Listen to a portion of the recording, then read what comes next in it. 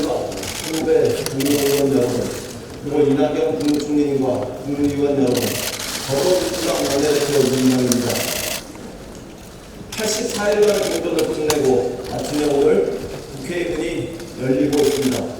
그러나 너무 늦었고 무엇보다 시급한 민생과 투쟁을 처리하지 못해 국민 여러분께 죄송합니다. 진심으로 사과의 말씀드립니다. 돌아보면 20대 국회 내내 다행히 끊이지 않았습니다. 무려 17차례나 반복했고 그때마다 국회는 번번이 멈춰서야 했습니다. 민생과 개혁은 벽에 막혀 해법을 찾기 어려웠고 시급한 현안들은 국회만 오면 출구를 못 찾고 대회해야 했습니다.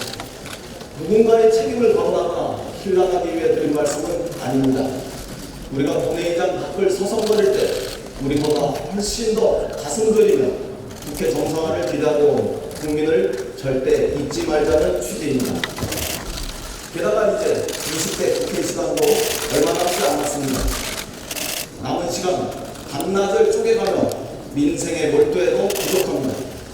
다시는 국회 시간이 멈추지 않도록 서로 인내하며 공정과 협치의 지혜를 모아갈 수 있기를 희망합니다. 국회는 우리 사회 갈등의 조정자여야 합니다. 우리 사회의 갈등은 이념과 빈부, 계층과 지역을 넘어 세대와 젠더 등 다양한 집단과 이해관계로 첨예하게 얽혀져 있습니다. 국민의 80.8%는 사회 갈등이 매우 심각하다고 인식합니다. 광화문 광장의 이념 갈등, 첨예한 노사 갈등과 비정규직 문제, 해마다 되풀이되는 임대차 갈등, 온오프라인을 들썩이는 젠더 갈등까지 모든 삶의 현장에 상생의 해법이 절실한 상황입니다. 의회 민주주의의 또 다른 이유는 사회 갈등의 조정입니다. 사회적 갈등을 정치라는 공론의 장으로 가져와 대화와 타협을 통해 해법을 이끌어내는 것이 의회주의의 출발이라는 의미입니다. 그러나 2019년 상반기 우리 국회는 국민들께 이런 의회 민주주의를 보여드리지 못했습니다. 국회를 대화와 타협의 장으로 만들자던 선진화법은 난폭하게 무력화되었고 민의의 전당은 갈등과 타협만 진폭되었습니다. 저와 민주당은 솔직히 자유한국당의 책임이 크다고 생각합니다. 그러나 오늘 그 주장을 앞세우지 않겠습니다. 사회가 분야들이 더 깊어지기 전에 국회는 타협과 상생의 물꼬를 터야 하기 때문입니다. 그러기 위해 우리는 서로에게 조금의 빈 공간을 열어줄 수 있어야 합니다. 그렇게 되어준 빈 공간의 어느 지점에서 상생의 해법, 공존의 철학을 만날 수 있기를 희망합니다. 존경하는 국민 여러분, 그리고 동료 의원 여러분, 저는 지난달 광클럽 초청 토론에서 공존의 정치를 제안한 바 있습니다. 서로를 인정하지 않고 밀어내기만 하는 정치에서 우리 모두 함께 벗어나 서로를 존중하고 포용하는 정치를 만들기 위한 충정이었습니다. 오늘은 한 발 더 나아가 세 가지 공존의 길을 제안합니다. 우리가 가야 할 공존의 정치는 단지 화평하게 잘 지내보자는 차원을 넘어서는 길입니다. 첫째, 미연한 진보와 합리적 보수가 혁신을 통해 공존하는 길입니다. 둘째, 남과 북이 평화를 통해 번영으로 도약하는 공존의 길입니다. 셋째, 사회적 약자를 배려하고 포용하는 따뜻한 공존, 참 공존의 길입니다. 지난 주말을 뜨겁게 달구었던 한반도 평화의 기운은 어렵고 힘든 이의 손을 잡는 따뜻한 세상의 희망, 대결과 극단의 선택을 넘어서는 공존의 합리성, 분명 우리가 결단하고 나아가야 할 미래의 길입니다. 2016년도 촛불 집회는 평화로웠습니다. 저는 그곳에서 새로운 대한민국의 미래를 예감했습니다. 국민은 끝까지 평화로 인내하며 마침내 새로운 질서를 창조해 내셨습니다. 그곳에는 어떠한 폭력도 없었으며 어떠한 배제도 없었습니다. 저는 역설적이지만 그 현장에서 진보와 보수가 공존하는 새로운 정치를 상상했습니다. 진보가 유연해지고 보수가 합리적이 된다면 우리는 다 함께 더 큰 공존의 시대를 열어갈 수 있다고 확신합니다. 국자의 경직과 국어의 관계에서 우리 모두 벗어날 때 우리 사회는 새로운 공존의 질서를 세울 수 있습니다. 무엇보다 막말과 혐오, 극단과 결별할 수 있어야 합니다. 막말과 혐오, 극단은 공존의 가치를 전면적으로 부정하는 공공의 적이기 때문입니다. 우리는 여론을 두고 주도권 다툼을 합니다. 또 내년에 총선이 예정되어 있어서 경쟁은 불가피합니다. 그러나 민생과 대안을 위한 정책 경쟁, 책임과 품격 있는 정책 경쟁, 상대를 존중하고 경청하는 정책 경쟁을 할 수 있어야 합니다. 진보는 꼰대, 보수는 꼴통이라는 낡은 이미지에서 함께 벗어나 누가 먼저 혁신하나 멋진 경쟁을 펼칠 것을 제안합니다. 이러한 관점에서 우리 민주당은 황교안 대표께서 민생 투어 이후에 제안한 정책 경쟁에 기꺼이 응대하겠습니다. 비례대표제에서는 중대한 정치개혁의 길입니다. 정치구조에서 선거제도에서 공존의 길은 비례대표제의 개혁에서 출발합니다. 개헌론이 당시 선거제도의 비례성을 높이기로 했던 여야를 넘는 한정신을 저는 기억합니다. 국회 속기록에도 아마 남아있을 것입니다. 헌법에 명문화할 것인지 선거법에 구체화할 것인지 단지 그 차이만 있었다고 저는 또렷이 기억합니다. 그런 점에서 비례대표제도를 폐기하고 전부 지역구성制로 대체하자는 자유한국당의 선거법 개정안은 분명 어깃장이었습니다. 자유한국당의 전향적 자세 변화를 촉구합니다. 나는 그날의 국회 소관 모두가 함께하는 선거제도에 대해 자유한국당이 적극 동참하시길 진심으로 기대합니다. 패스트트랙은 의회주의에 기초하여 우리 스스로가 강제한 합의와 타협의 장치였습니다. 그런 점에서 패스트트랙은 의회주의의 중요한 또 하나의 시험대이기도 합니다. 자유한국당은 패스트트랙에 도열하는 주장을 중단하고 선거제도 개혁에 함께 동참하시길 정중하게 요청합니다.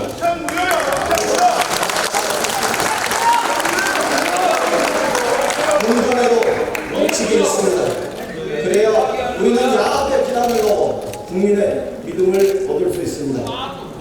최근 국회 정상화의 과정에서 소통과 교감의 부족이 있었다면 최종적으로 협상을 담당했던 저의 책임입니다.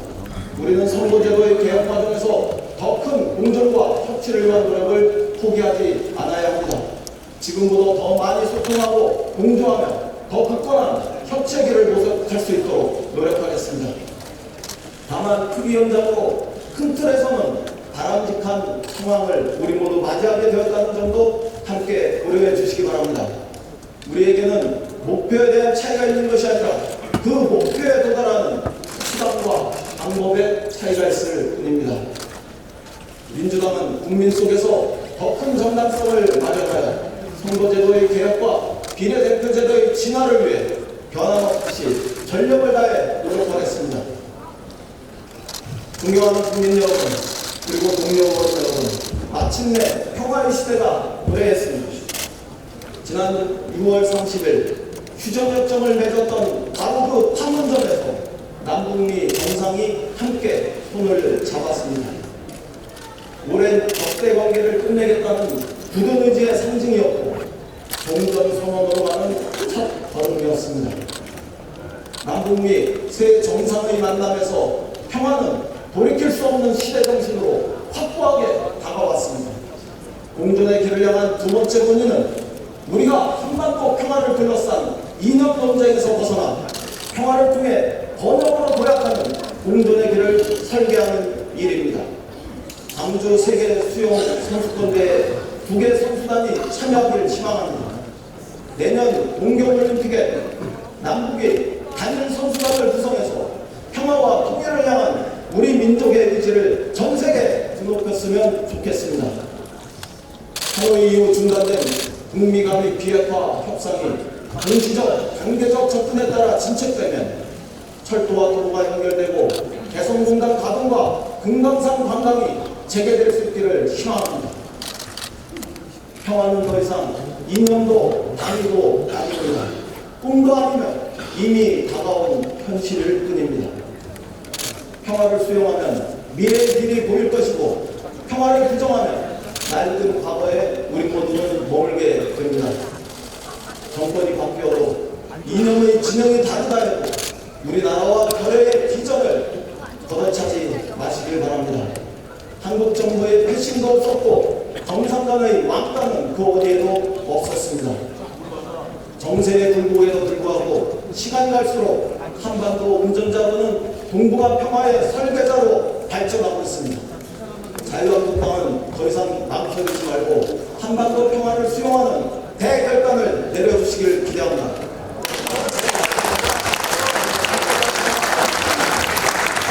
평화가 가진 통일로 가는 공존의 열차에는 모두가 함께 탑승할 수 있어야 합니다.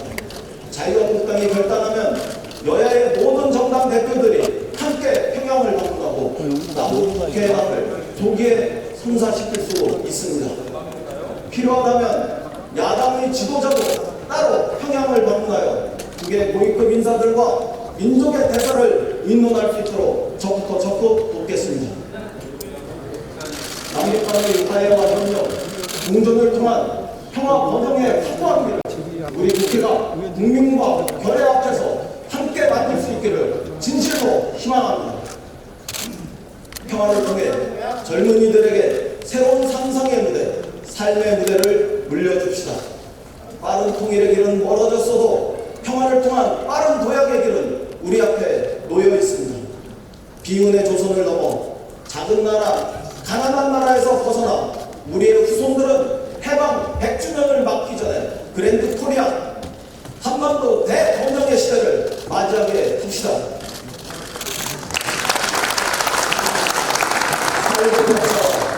소수자를 배려하는 포용과 공존의 길로 함께 가야 합니다. 노동, 장애, 여성, 노인, 청년, 우리에게 익숙한 사회적 약자의 이름입니다. 그러나 어느덧 우리는 노동이 사회적 약자가 아니라 강자가 되어 있다는 아이러니도 발견합니다. 그것은 임금에서 우월한 대접을 받는 노동자의 존재 때문이기도 하지만 언론과 정치권의 편견이 남아있기 때문이기도 합니다. 지난해 개헌특위 논의를 하던 중 저는 여전히 사회적 약자에 서 있는 헌법의 사회적 약자로 규정되어 있는 노동자의 모습을 발견했습니다. 본인들은 노동자라는 이름을 원하는데 보수는 여전히 근로자라는 이름을 강요하고 있었습니다. 노동자의 더 큰 이름은 노동조합입니다. 그 더 큰 이름인 노동조합은 여전히 사회적 시민권을 온전히 가지지 못한 채 사회적 배제와 편견의 주변에 맴돌고 있었습니다. 운영위원장 예정자로서 탄원서를 제출하지는 못했지만 민주노총의 위원장 구속을 통한 수사가 정말 문사였는지 저는 반문합니다. 불만과 편견의 시각을 거두면 우리에게는 새로운 포용과 공존의 길이 보입니다. 여기서부터 저임금 노동자, 비정규직 노동자의 삶을 우리 모두 함께 보듬을 수 있어야 합니다. 마찬가지로 우리 사회의 성숙 과정에서 사회적 약자와 소수자에 대한 배려는 다시 뜨거워져야 합니다. 강남역 살인사건, 송파구 세모녀 사건, 수많은 어느 독거노인의 죽음, 세월호와 아이들, 윤창호와 그의 친구들, 노회찬과 승객버스의 사람들, 거듭되는 집회원들의 과로사, 성수역 스크린도어 사건, 불을 향해 뛰어들었던 어느 소방관들의 죽음, 그리고 김영균의 이름으로 찾아온 수많은 사회적 약자들의 이름을 우리는 기억할 수 있어야 합니다. 민주당은 지난 연말 국회에서 산재 예방 의무와 특수고용 노동자 보호를 명시한 산업안전보건법을 통과시켰고 생명안전 업무 종사자 정규직 고용법을 발의하는 등 노동자의 삶의 안전망을 펼치고 있습니다. 2018년을 뜨겁게 달궜던 미투 운동은 성폭력, 성범죄 대응 법안 통과로 이어졌습니다. 치매 국가 책임제, 어르신들을 위한 기초연금 인상, 장애등급제 폐지 등과 함께 사회적 약자와 소수자를 포용하는 정책을 보다 확대할 것을 약속드립니다. 청년의 꿈을 응원합니다. 무엇보다 국회는 청년의 꿈을 지켜야 합니다. 청년은 우리 사회의 미래이므로 청년의 삶이 무너지면 우리 사회의 미래가 무너지기 때문입니다. 지난 5월 전체 실업률은 4%였지만 청년 실업률은 무려 9.9%에 달했습니다. 취업 지원과 신용 불량의 위험에 노출되어 있는 이 현실을 되살아나는 청년 실신 시대라는 비난도 나옵니다. 우선 뉴스 개런티를 도입해서 청년이 미래를 꿈꾸도록 희망의 사다리를 놓겠습니다. 유럽연합은 2014년부터 미래 세대에 지속 가능한 고용을 제공하는 청년 보장제를 실시하고 있습니다. 청년들에게 시장이 요구하는 기술을 배울 기회와 일자리를 함께 제공하는 것이 그 핵심입니다. 우리도 실정에 맞게 청년들에게 안정적 주거와 양질의 직업교육, 일자리 제공을 통한 취업의 기회를 보장해 주어야 합니다. 그 첫걸음은 청년 정책의 기본 틀을 세우는 청년 기본법의 제정입니다. 이 법안이 20대 국회에서 모든 의원님들의 축복 속에서 꼭 처리되도록 힘을 모아주시길 부탁드립니다. 이와 함께 국회 안에 청년이 주도하고 참여하는 미래 청년 기획단의 구성도 제안합니다. 청년에게 절실한 정책을 수립하도록 적극 돕겠습니다. 청년 일자리, 교육의 기회, 공정한 경쟁의 원칙에 관한 룰을 청년들이 직접 설계하고 결정하면 우리 국회는 입법부로 뒷받침하면 좋겠습니다. 아울러 우리 민주당은 청년의 정치 참여를 확대하기 위해 최선을 다하겠습니다. 청년의 참정권을 18세로 낮추겠습니다. 선거권과 피선거권 연령의 동일 적용 추진을 비롯해 피선거권 연령의 제한도 개혁하겠습니다. 만 39세 이하의 청년 후보자에 대한 선거비용 보전 강화 방안도 마련하겠습니다.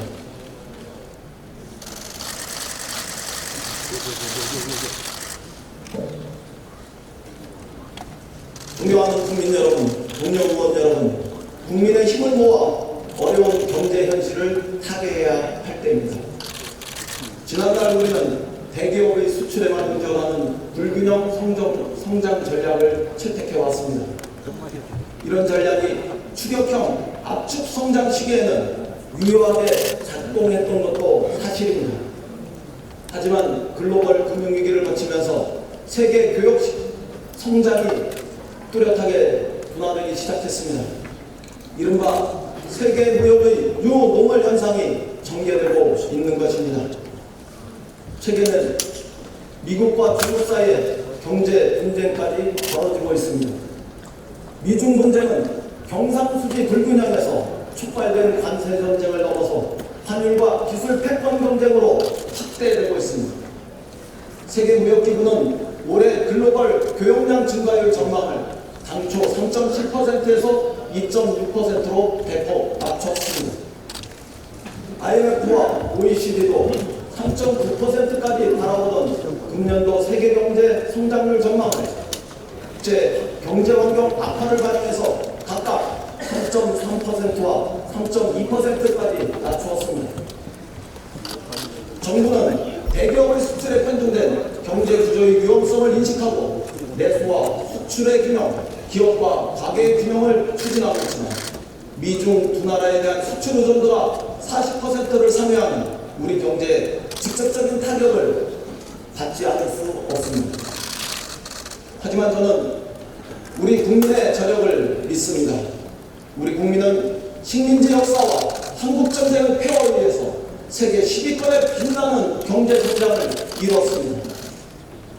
대한민국을 민주주의와 인권 후진국에서 세계의 모범이 되는 나라로 발전시킨 것도 우리 국민의 저력입니다. 올 초 IMF도 우리 경제에 대해 숙련된 노동력, 단단한 제조업의 토대, 낮은 정부 부채, 풍부한 외환 보유고 등 탄탄한 기반 위에서 신중하게 경제 관리를 잘 수행하고 있다고 평가했습니다. 지금 우리가 해야 할 것은 기업인과 노동자, 소상공인 등 국민 모두의 마음을 모아 어려움을 헤쳐나가는 일입니다. 여당과 야당, 진보와 보수가 방법과 수단의 차이는 있을지언정 우리 경제의 회생을 바라는 그 목표는 다르지 않다고 저는 믿습니다. 야당은 현재의 경제 상황을 정력적으로 가정하여 실정과 파국으로 매다워 하지 말아야 합니다. 정부도 아무 문제도 없는 것처럼 말하지 않을 수 있어야 합니다. 경제 관력에 총력을 다합시다. 정부는 오늘 하반기 경제정책 방향을 발표했습니다. 기업 활력 제고와 경제의 체질 개선 및 포용성을 확대하는 3대 방향으로 그 정책 역량을 집중할 계획입니다. 국회에 제출된 추경 외에도 기업의 설비 투자를 되살릴 수 있는 세제 지원과 대규모 투자 프로젝트에 대한 행정 지원에 총력을 다할 것입니다. 도시재생과 국민안전 SOC 사업도 신속하게 진행하겠습니다. 수도권 광역교통망이 정비되고 노후화된 상하수도와 도로의 정비를 통해 국민의 생활 환경과 안전이 크게 개선될 수 있을 것으로 기대합니다. 우리나라는 정부에서 계획한 대로 정책을 집행하는지 항시 꼼꼼하게 점검할 뿐만 아니라 재정, 금융, 규제 등 경제의 여러 영역에서 우리 경제의 활기를 높일 수 있는 공정과 상생으로 가는 보다 넓고 깊은 정책 개발에 앞장서겠습니다. 보다 많은 일자리를 만들겠습니다. 일자리는 4개월 연속 당초 목표인 15만 명을 상회했습니다. 경제활동 참가율과 고용률이 동반 상승하며 작년의 취약한 흐름을 극복해 나가고 있습니다. 하지만 30대, 40대 및 제조업 고용 여건의 불확실성은 여전합니다. 미중 무역 마찰에 따른 세계 경제의 악화 정도에 따라서 우리 국민의 일자리는 언제든지 위협받을 수 있는 처지입니다. 고령화 추세와 잠재 성장률 하락을 극복하기 위해서도 더 많은 일자리가 필요한 때입니다. 노동인구의 고령화와 베이비 붐 세대의 은퇴가 진행되고 있습니다. 정부는 이분들의 숙련과 경험이 사장되지 않고 사회에 공헌할 수 있게 일자리 창출에 나서야 합니다. 이분들이 빈곤의 악순환에 빠지지 않도록 공공일자리 확충도 불가피합니다. 우리나라는 OECD 국가 중 공공일자리 비중이 가장 낮은 국가군에 속합니다. 우리 정부가 늘리려는 공공일자리는 소방관, 집배원, 요양보호사 등 국민에게 봉사하는 일자리입니다. 하지만 역시 일자리 창출의 주역은 기업입니다. 기술 변화에 맞춰 새로운 일자리가 창출될 수 있도록 함께 노력해야 합니다. 우리는 광주형 일자리에 이어 밀양과 구미에서도 상생형 일자리를 추진하고 있습니다. 국회에도 상생형 일자리 지원법 또한 해외에서 국내로 복귀하는 일명 유턴기업 지원법 등이 제출되어 있습니다. 여야 의원님들의 적극적인 심의와 또 결정을 부탁드립니다. 노동자가 합립감은 과거 우리 경제의 주석이었고 이분들이 체험한 숙련과 성실함은 미래 경제의 자산입니다. 경제적 변화에 따라 일자리를 잃은 노동자들이 좌절하지 않도록 정부는 사회안전망을 대폭 확충해야 합니다. 또한 새로운 환경에서 다시금 재기할 수 있도록 평생교육과 전직 알선 등의 정책을 적극 펼쳐야 합니다. 기업 역시 그 부담을 함께 나눠줬어야 합니다. 나눠줘야 합니다. 이런 정부와 기업의 노력이 함께한다면 노동계도 구조 개선에 더 큰 틀에서 협력할 것이라고 저는 기대합니다. 최저임금 상생 협력의 메커니즘을 우리 모두 갖추어야 합니다. 최저임금은 저임금 노동자 가구의 생활 안정을 위해서 만들어졌습니다. 1988년 첫 도입된 이후 지난 30년간 중요한 역할을 해왔습니다. 그러한 순기능을 인정했기에 지난 대선에서 모든 대통령 후보들이 최저임금 10,000원 시대를 다 같이 약속했습니다. 이에 따라 지난 2년간 최저임금은 매년 10% 이상 상승했습니다. 저임금 근로자의 임금 상승률이 빠르게 진행되었고 임금 격차가 사회적으로 축소되는 등 긍정적 효과도 있었습니다. 하지만 중소기업과 자영업의 부담이 상당한 것으로 알려지고 있습니다. 영세 자영업의 비중이 매우 높고 대기업과 중소기업 사이의 규모와 경쟁력 격차가 너무 큰 우리 경제의 현실 때문입니다. 앞으로는 최저임금 인상률 그 자체에 지나치게 초점을 맞추기보다 최저임금 인상이 중소기업과 영세 자영업에게 일방적 부담이 되지 않도록 대기업과 원청 본사가 그 부담을 나눠지는 상생의 메커니즘을 갖추는 데로 더 큰 노력을 기울여야 합니다. 지난 2년간 최저임금이 빠르게 상승한 반면 세계 경제의 리스크는 더욱 커지고 있습니다. 최저임금을 보완할 근로장려세제 예산도 대폭 확대되고 있습니다. 최저임금위원회는 저임금 노동자 가구의 생활안정등을 고려하면서도 경제와 일자리에 충격을 주지 않도록 지혜롭게 최저임금을 결정할 것이라고 믿고 기대합니다. 이제 자영업을 위한 과감한 투자가 필요한 때입니다. 자영업은 우리 경제가 어려울 때마다 허리 역할을 충실히 해준 버팀목이었습니다. 그러다 자영업자 비중이 지나치게 높고 사업 규모는 영세합니다. 대기업의 골목상권 침투와 온라인 거래의 급증으로 경영 환경도 매우 나빠졌습니다. 장기적으로는 영세 자영업자의 비중이 늘지 않도록 정책적 관리도 해야 합니다. 그러나 동시에 자영업자의 생존과 개선을 위한 노력을 우리는 적극적으로 병행해야 합니다. 그 일환으로 자구 노력을 경주하고 있으나 금융서비스의 사각지대에 놓여있는 자영업자들을 위해서 과감한 선제적 금융지원과 공공 컨설팅을 정부는 할 수 있어야 합니다. 전국에는 650만 명의 자영업자가 있습니다. 가족까지 포함하면 40%에서 60%에 달하는 국민이 자영업과 연결되어 있습니다. 우리 삶의 주변에 자영업은 생존하고 있습니다. 취업 실패나 조기 퇴사 등의 이유로 어쩔 수 없이 자영업에 진출하는 분들도 아주 많이 있었습니다. 기술과 경험 없는 생계형 자영업의 지속 가능성은 그래서 매우 낮을 수밖에 없었습니다. 저는 이분들이 안정적으로 창업과 영업을 유지할 수 있도록 지원하는 것을 무엇보다 우리 국회가 중요하게 생각해야 한다고 믿습니다. 자영업자에 대한 과감한 투자를 제안합니다. 이명박 정부는 4대강에 22조 원을 쏟아부었습니다. 중소기업과 자영업자에 대한 투자에 우리 모두가 인색할 이유는 전혀 없다고 저는 생각합니다. 한 번의 실패로 모든 것을 잃어서는 안 됩니다. 더 많은 기회와 재기의 발판을 우리 국회와 정부는 제공할 수 있어야 합니다. 그동안 정부는 연간 8천억 원의 카드 수수료 부담을 대폭 덜어드렸습니다.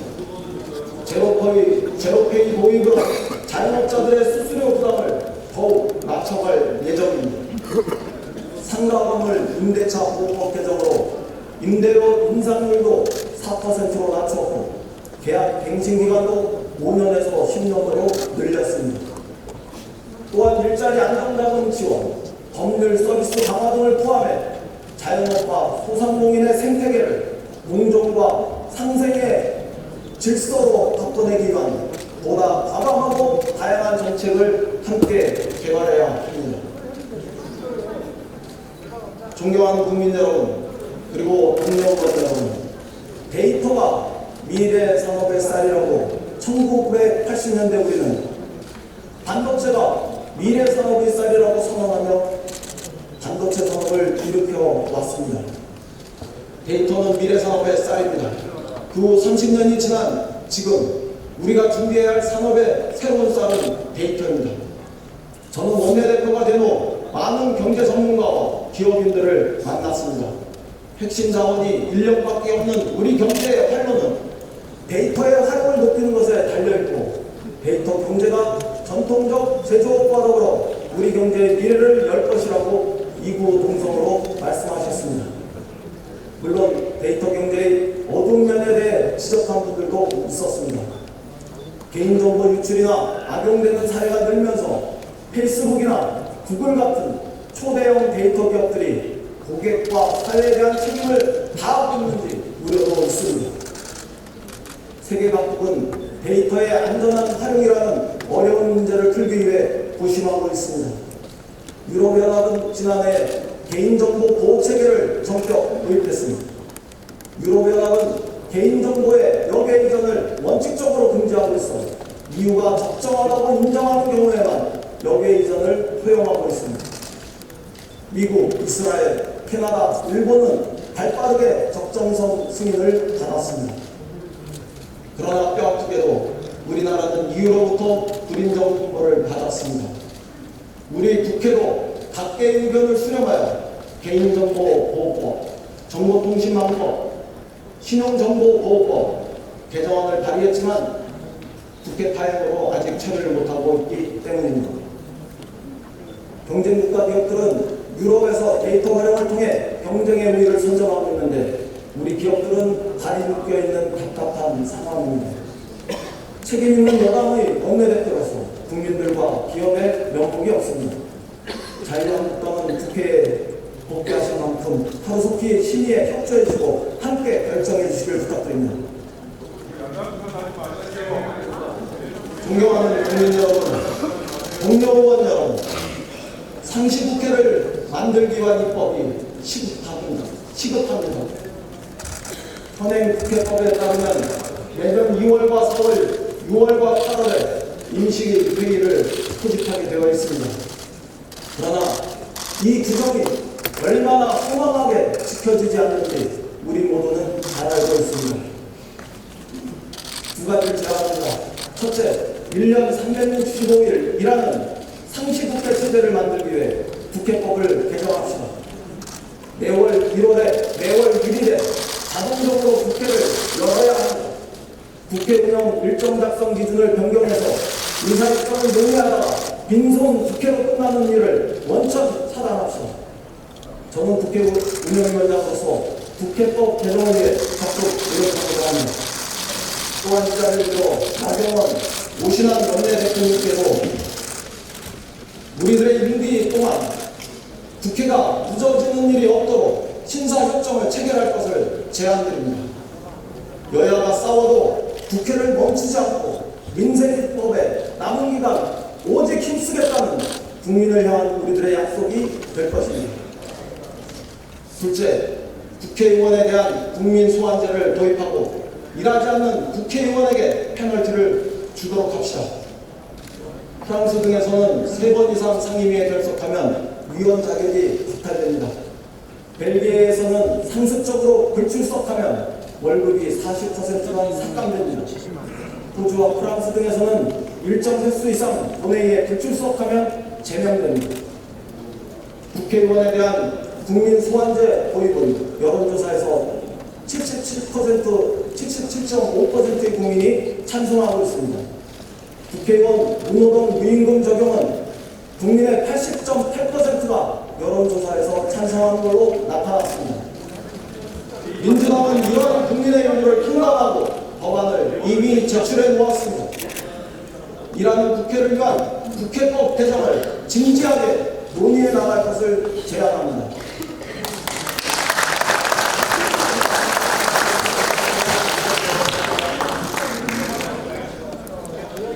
이라는 국회의 제1과제는 추경처리입니다. 4월 25일 추경안이 접수된 이후 오늘까지 무려 70일이 지나가고 있습니다. 기록입니다. IMF가 지난 4월 빠르면 빠를수록 좋다고 했던 바로 그 추경입니다.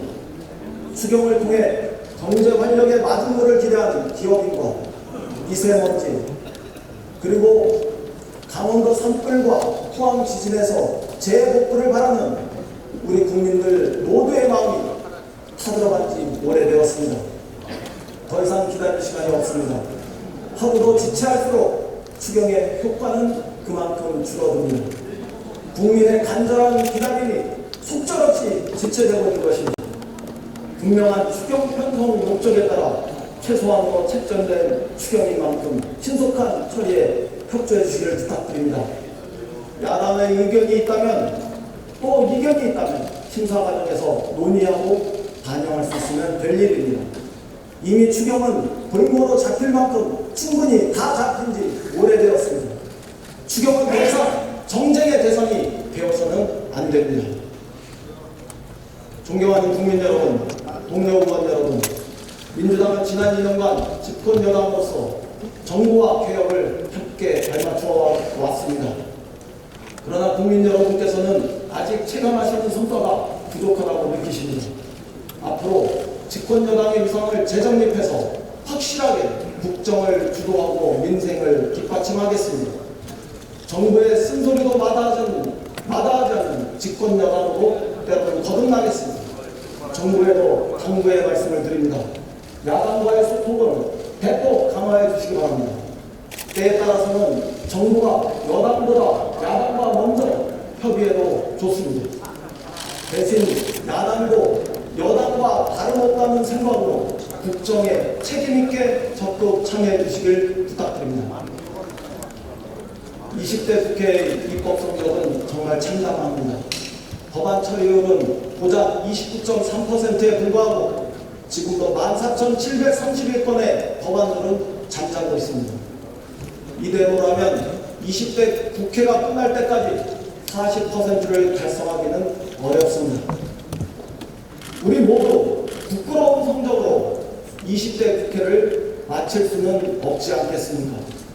오늘을 기점으로 국회에 잠든 14,000건의 법안들을 깨워냅시다. 여기 계신 의원, 국회의원님 한 분 한 분의 많은 분해와 연구 끝에 발의된 법안들이기도 합니다.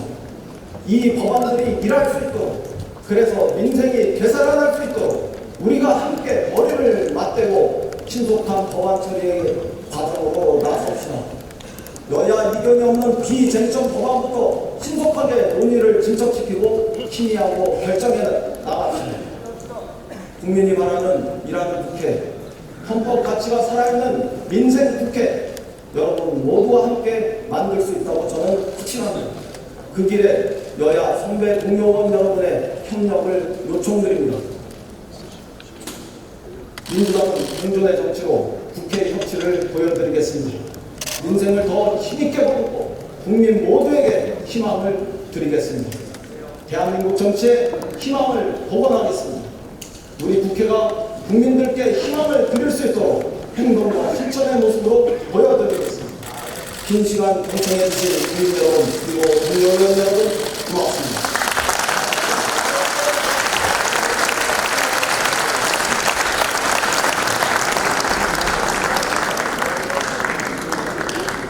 이인영 원내대표 발표가 됐습니다. 오늘 회의는 이것으로 마치겠습니다. 사안을 감사합니다.